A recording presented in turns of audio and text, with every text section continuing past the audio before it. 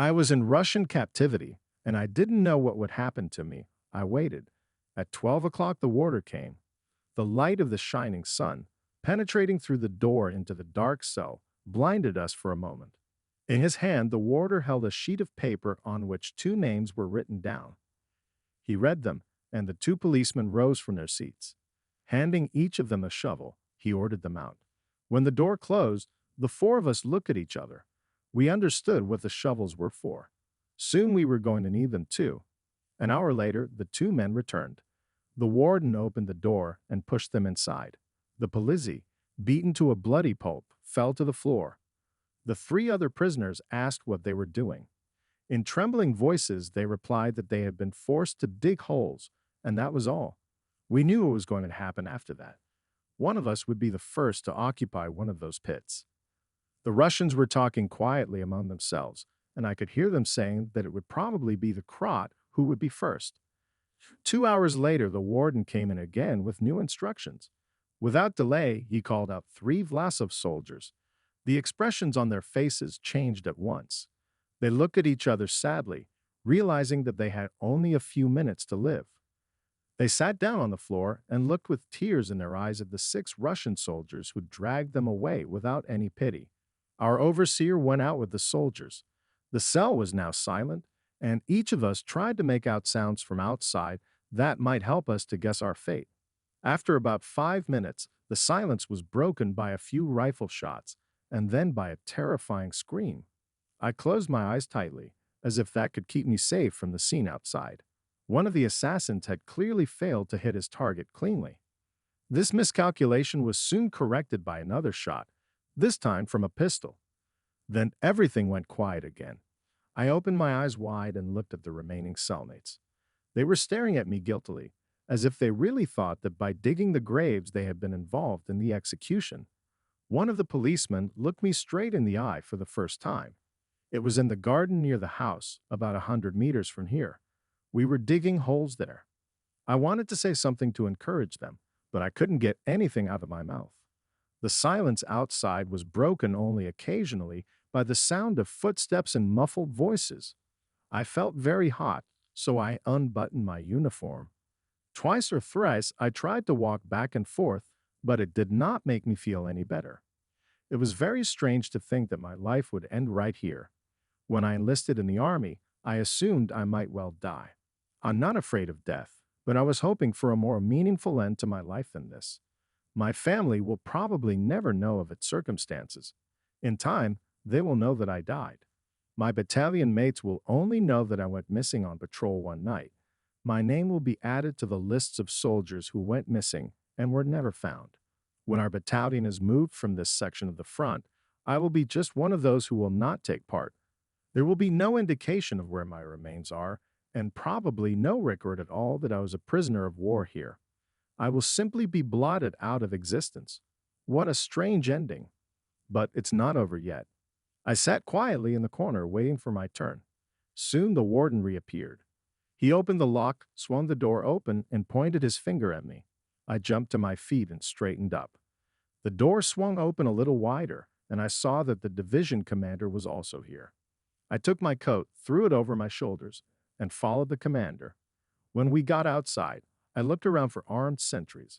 To my surprise, there were none. I walked through the troop location, then entered a building where a lieutenant was waiting for me. The officer motioned for me to sit down. I sat down in front of the table where he was sitting, looked at him, and wondered what he could possibly want with me. The officer pulled out a map and began to draw something on it. I sat quietly and watched the young lieutenant diligently doing his work. As I watched him, I felt the tension begin to leave me, for it was not like the preparations before an execution. It seemed to me that he had been laboring over the map for almost an hour, and I enjoyed watching him work. He was really good. I could see that he had a first-hand knowledge of the art. The officer behaved in a very friendly manner. He offered me a cigarette, which I gladly took, and then asked if I had had a chance to wash today. It became clear to me what was happening. It seemed that the Russians had decided to use me as a messenger to deliver false military information to the German side. My cellmate was right. It wasn't over yet. When the officer finished his work, he gestured for me to pick it up, which I did. After I had taken the maps with the situation drawn on them, the one who had been assigned to follow me took me to the next room to the division commander. Even though he did not come close to me, there was clearly a strong odor of alcohol in his breath. Even making this short journey, he managed to stagger. This guy must have been a bad soldier, and I figured there must have been many more like him in this camp. I was soon brought before my good friend the colonel again. Since I knew that they planned to keep me alive, at least for the short term, I felt no sense of fear. "Sit here," he said, indicating a chair at the head of his desk. I took the seat offered to me and watched as he placed another map in front of me that showed the location of his division. "Be frank with me and answer a few questions. We can take the easy way or the hard way, but one way or the other, we're going to get you talking." Size. Okay, that was all I could say. "So, what was the strength of your company?" 95 men, I answered immediately. He jabbed his finger at the map and shouted, "Don't lie to me. I know for a fact that there were only 25 men in your company." I calmly replied, "If you know this for sure, then why are you asking me?" Once, before the captivity, there were actually 95 men in my company.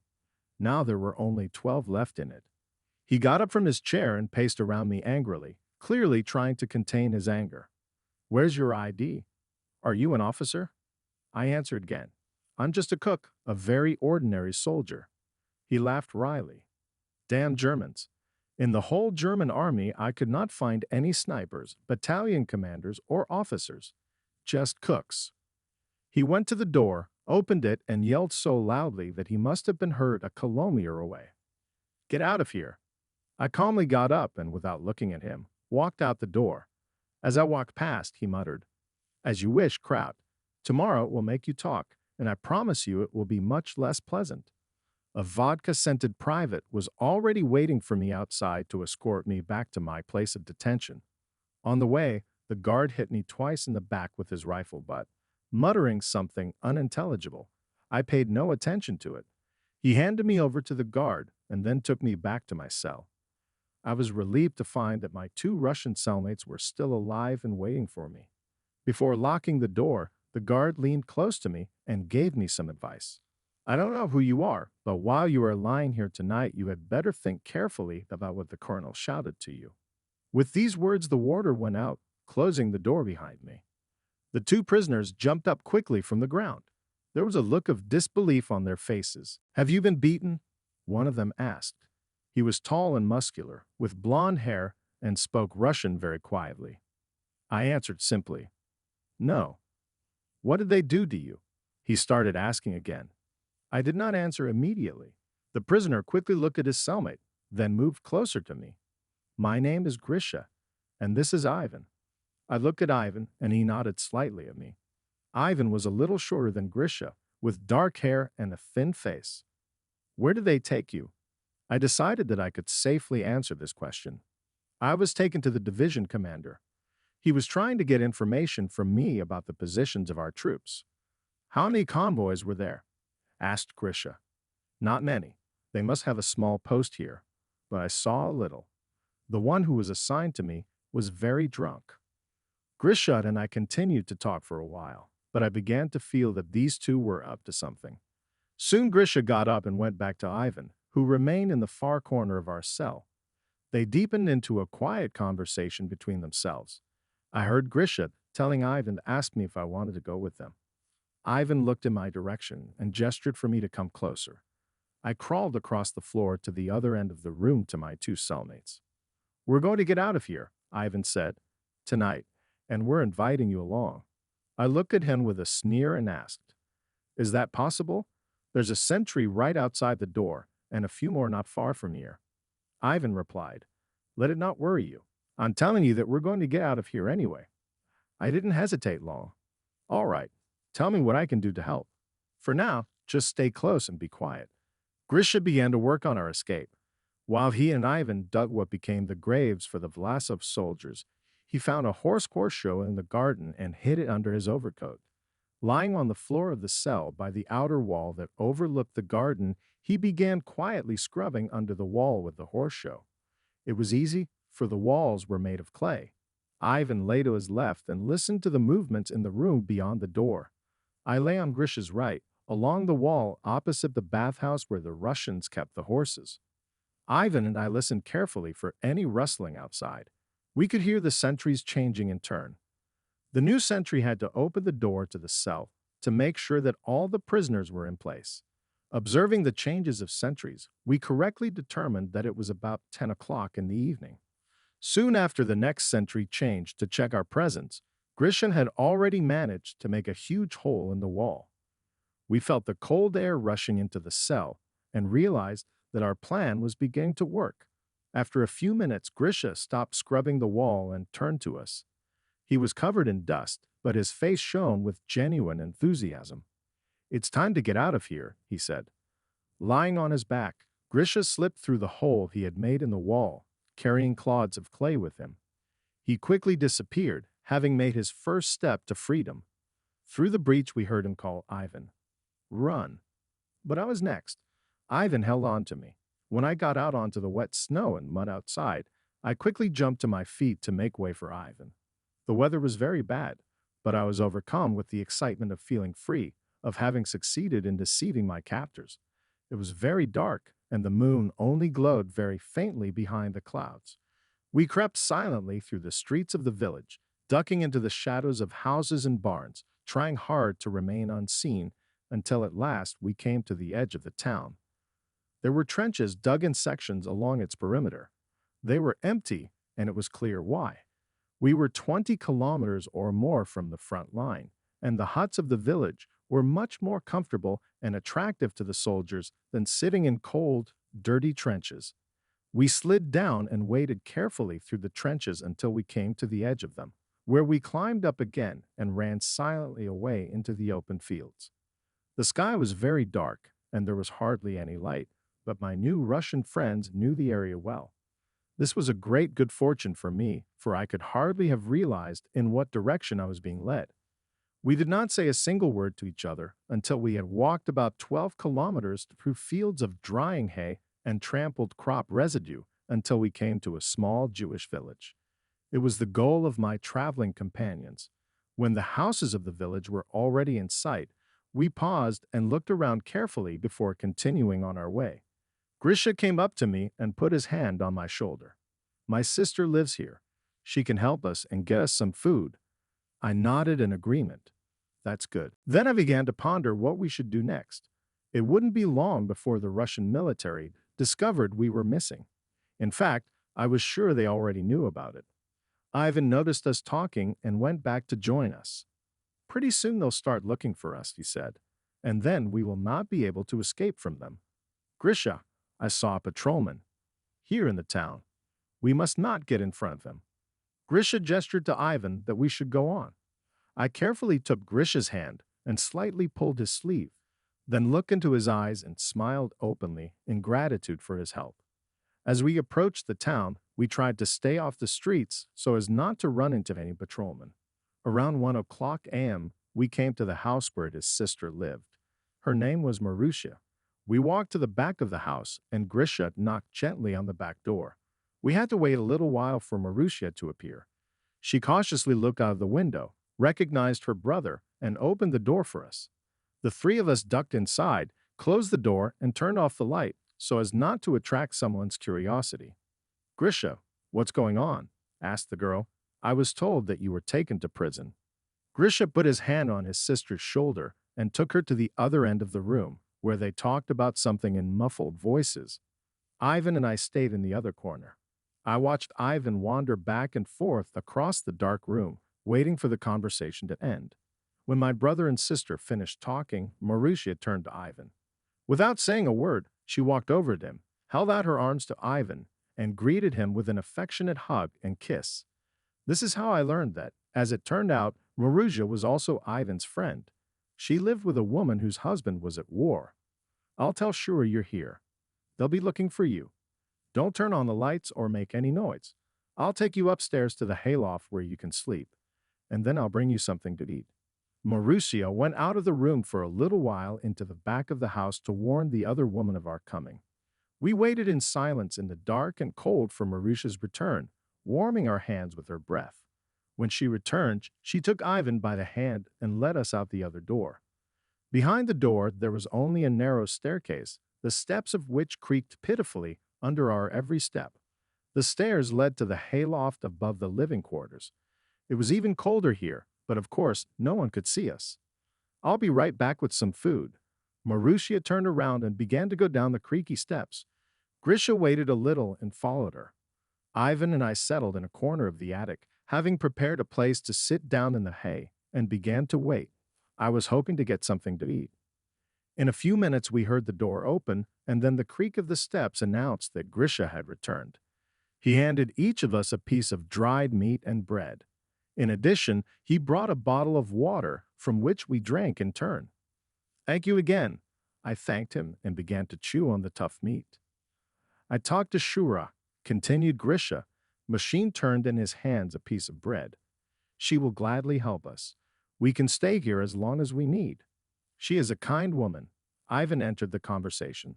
"I always liked her. But Grisha, you know that we cannot stay here too long. They will find this house and will definitely find us here. They'll look here first." "I know." Grisha took another piece of bread. "But we have a little time. We can stay here overnight." "We can," agreed Ivan, "but not longer." "Ivan, and where are we going?" asked Grisha, not to argue, but simply because of concern for himself and for his friend. "Do you want to wander around the country, trying to get ahead of the Red Army at least one step? And what will we eat? What will happen to Marussia?" "Calm down, friend. I know. I know. We just need to think it over." I sat in silence while my new friends tried to plan our future moves. I was lucky to have met them. They knew the area and had an idea of what dangers might await us here. I realized that they were a great help to me, while remembering to think about my future plans. I needed to return to the German army, but I was so far behind enemy lines that I had no way of contacting my comrades. I did not participate in the conversation, but listened to it carefully. Grisha said that when he spoke to Shura, the woman reported that Russian soldiers had entered the town and occupied a vast area around it. The two former Polizei weighed their options. It was too dangerous to go outside. We were right in the middle of a large concentration of Russian forces, and the Russians were looking for us. They discussed the names of their acquaintances. Except for Marussia and Shura, my comrades concluded they could trust no one else in the town. If we stayed in the house, they would surely find us. It was one of the first places where they would start looking for us. I recognized Grishin's silhouette in the dim beam of light that came through the window. He grabbed a bottle of water and drank from it sparingly. Then he shared with us the idea that came into his head. "We need to hide, right here in the garden behind the house. We'll dig a separate hiding place for each of us. Shura and Marussia will take care of us. They'll feed us. We'll hide here until the danger has passed."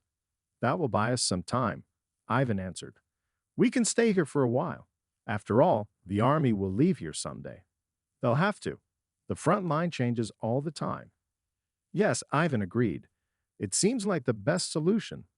Oscar, what do you think?" I nodded in agreement. "Good," Ivan summarized. "Tomorrow we'll stay here in the hayloft, and at night we'll start preparing our shelters. We'll have to work at night." Both of them were silent again. At last we threw some hay, lay down on it, and fell asleep. It was cold, but I felt quite comfortable in my long fur coat. Chapter 8: Hiding from Everyone. We woke up when the morning light shone through the dusty window and the narrow gaps between the boards of the hayloft walls, but it was too early to get up. Marussia had brought us something for breakfast, but Ivan forbade her to appear in the hayloft before dark, as it might excite suspicion. We waited patiently for nightfall. We spoke little to each other, but there was no awkwardness in our silence. At first, I was angry with myself for making the mistake of diving headlong into that hiding place with the Russians, not even knowing where I would end up, for letting myself be captured. But in the end, I managed to convince myself that when you fight, you have to make lightning-fast decisions, the price of which can be life or death, that we rarely have the luxury of precious time to think about every action and its possible outcome. I took comfort in realizing that I had acted on a hunch, and that I was then given the best chance of survival, that I had gained a tactical advantage in that firefight. In the end, I was lucky enough to meet two of these men who were willing to help me, to share food and shelter with me. As I waited for the day to end, I pondered my future actions. As a result of those reflections, I came to two conclusions. First, I could not fall into Russian captivity again. Second, I must survive to await the opportunity to return to the German army. For a time, I decided to place my fate in the hands of two fugitives with whom I was scarcely acquainted. Evening came, and Grisha announced that it was already dark enough for us to start work. We slipped out into the yard and walked around the house, exploring the area. We were looking for a non-suspicious place to set our shelters, as well as materials to build them with. I gave the two ex-police officers the opportunity to take the lead in this process. In a few minutes, they found a suitable place, and each of us set about building a shelter. The building material was poles we found in the yard and straw from the stable. The shelter was a small burrow just 2 meters away from the barn where the cow was kept. It was built in the same manner as the barn, and we tried to build our shelters into the old structure. Grisha made a place for himself at the edge where the horse stall was. Ivan settled down next to the stable, and I positioned myself between them. The entrance to our hiding place was under the round tunnel in the stable under the manger. We worked all night. When everything was done, we walked several times around the newly built structures, looking at them from different angles. After walking around the small barn a few times, Grisha and Ivan looked at each other and smiled, and then, looking at me, smiled again. We were proud of our work. I must say that the shelters were built very well, and it was obvious that my new Russian friends were masters of such things. We were so well camouflaged that, looking from the yard, nothing could be seen. Soon dawn was to come, the time that would subject our work to a rigorous examination. Each of us crawled to his place, which was to be his new home. No one knew for how long. I settled into my seat and stood for a moment to assess my new shelter. It was cramped, and I couldn't even stretch out my arms and legs. The air was foul and stinky, but the straw we had brought with us helped to make my abode more comfortable. It was dark as the eye could see. Not a ray of light could penetrate here. At first, it was hard to get used to the absence of light, but I soon got used to it and even began to find some comfort in it. A little earlier that evening, Marusha left the house and went to Grisha's wife to inform her of what had happened. Grisha's wife lived on the other side of town, about 2 kilometers away from us. About an hour after we got settled in our shelters, around 3 a.m., we ate right on the spot, and for the first time, the food was brought to us by Shura. I then tried to get some sleep, but as it turned out, it was quite difficult. It never left me feeling as if someone was sneaking up on me. When you're trapped underground like a mole, it's no wonder you feel as if someone is always crawling around up there while you're lying here on your bed of straw. To top it all off, that stale, musty air and foul odor. We made sure to get fresh air into our shelters, but some of that air was still not getting in. Finally, I managed to fall asleep. When I woke up, I poked my head out of my shelter for a second.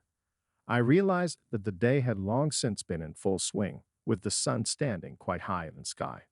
The almost complete absence of light in our dens made the transition from night to day and back again almost imperceptible. Here the day passes and night falls again. The three of us could communicate with each other in our hiding places, but we hardly spoke at all. We had no way of knowing if there was anyone outside who could hear us, so we agreed among ourselves that the safest thing for us to do was to keep quiet during the day.